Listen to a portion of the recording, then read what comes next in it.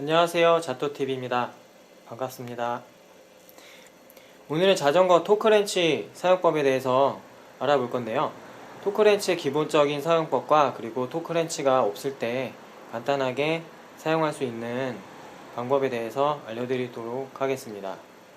아래에 보이는 토크렌치들이 자전거에서 쓸 수 있는 제품들인데요. 자전거에만 쓰는 게 아니라 토크렌치는 다양한 산업 현장들에서 많이 쓰이고 있고, 이제 정밀하게 쓸 수 있는 도구인 만큼 세심한 관리가 필요합니다. 보통 이렇게 앞부분에 비트를 바꿔 낄 수 있게 사각형으로 되어 있고요. 자전거 쓸 부위에 따라서 4mm 렌치라든지 5mm 렌치라든지 여러 가지로 바꿔 끼워서 쓸 수가 있어요.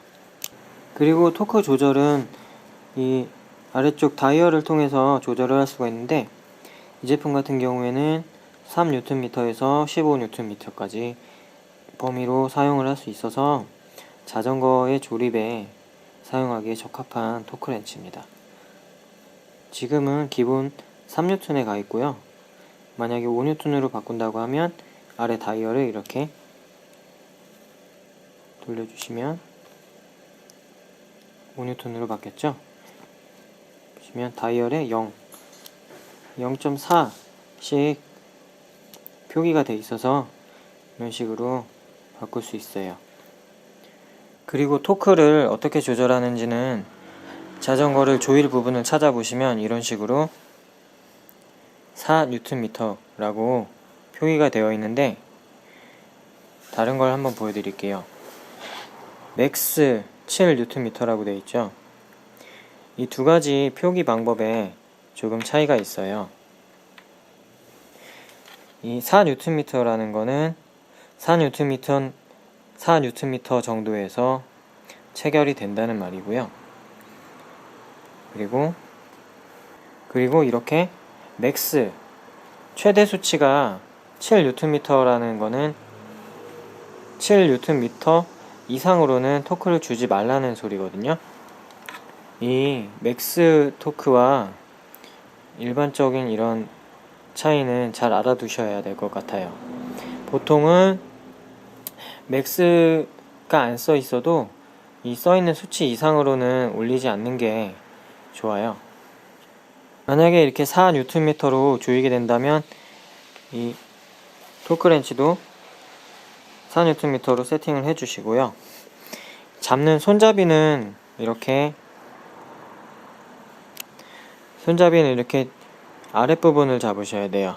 이 앞부분을 잡으면 토크가 더 세게 가해지기 때문에 오버 토크가 가해질 수 있거든요.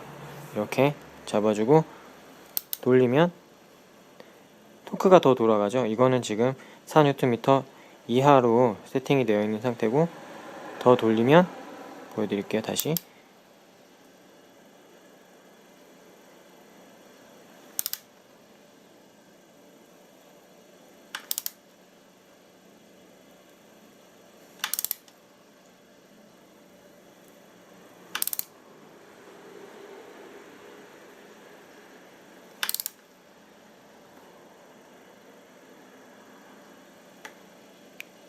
더 이상 가지 못하고 딸깍 움직이는 게 보이죠? 레버 자체가. 이 상태가 4N이 된 겁니다.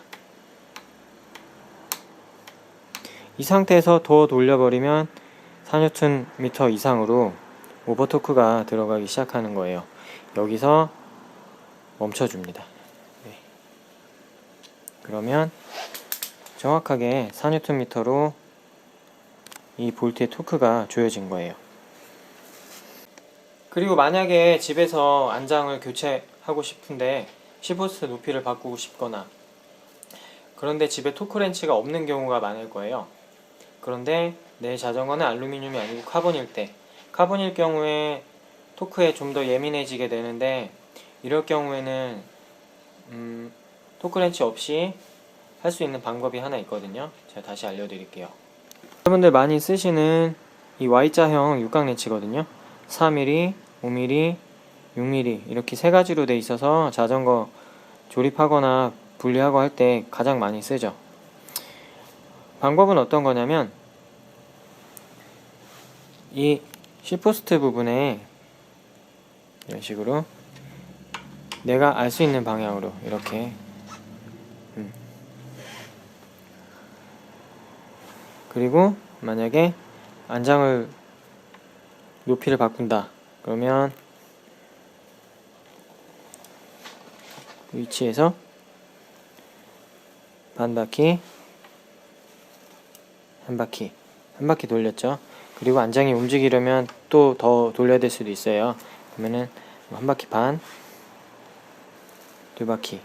이게 렌치가 몇 바퀴 돌아가는지 그걸 정확히 알고 있어야 돼요. 그래서 나중에 다시 정확하게 반, 한 바퀴 반, 두 바퀴. 그러면은 원래 토크대로 조여진 거거든요. 보여드릴게요. 아까 4N으로 세팅된 토크렌치요. 보시면 다시 원래 토크대로 됐죠. 이 토크렌치를 안 쓰고 조였는데도 그냥 토크렌치가 공회전을 하잖아요. 이렇게 원래대로 4N으로 돌아온 거예요. 대신에 이 토크 기준은 샵에서 정확한 토크로 조립을 했다고 가정했을 때 방금처럼 그냥 일반 육각 렌치를 몇 바퀴 돌려서 풀렀다가 다시 똑같이 풀는 만큼 조이면 그 세팅했던 토크로 다시 돌아가는 거거든요. 이제 이거를 샵에서 정확하게 토크렌치로 조여줬다고 했을 때는 그렇게 집에서 한두 번 작업은 토크렌치 없이도 할 수는 있어요. 샵에서 정확히 해줬는지가 가장 중요하겠죠. 일단은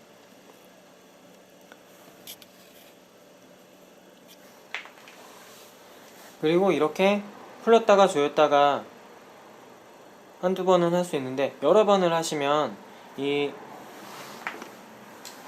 볼트 자체도 똑같은 토크로 한다고 해도 힘을 받으면서 볼트가 계속 늘어나거든요. 눈에 보이지는 않겠지만 조금씩 계속 늘어나요. 그래서 토크가 조금 더 약해질 거예요. 그런 경우에 다시 토크를 정확히 맞춰서 조립을 해야 되고요. 그리고 이제 다 하셨으면 토크렌치 보관하는 방법 알려드릴게요. 이렇게 토크렌치를 다 쓰셨으면 비트를 이렇게 빼내고요. 그리고